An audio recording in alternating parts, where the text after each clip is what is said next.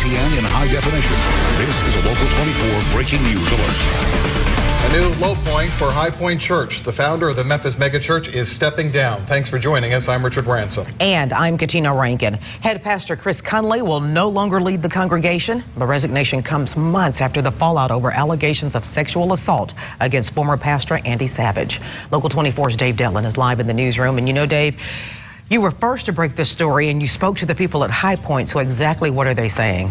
Hey there, Richard and Katina. Well, reaction is mixed. Some people say their hearts go out to Chris Conlee. Other members still have questions for the church elders, specifically how the church plans to move forward. Now, the news of lead pastor Chris Conlee's resignation went out to members of the church around 4 p.m. this afternoon. Members received this letter through email, which we were able to obtain. In it, the church said trustees and Conlee agreed to go in different directions. Now, this comes months after Pastor Andy Savage resigned from the ministry after sexual misconduct surfaced between him and a then 17-year-old youth member back in Texas. Now, as we've reported, Pastor Chris Conlee stood by Savage's side until the end. Savage stepped down in late March. Now, people at the church didn't want to go on camera, simply saying they were sad or needed more information. But sexual assault survivor advocates say today's announcement is a move in the right direction.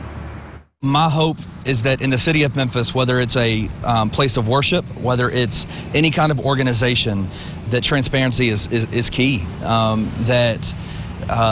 think Highpoint has the chance now with their leadership in place to stand up for survivors.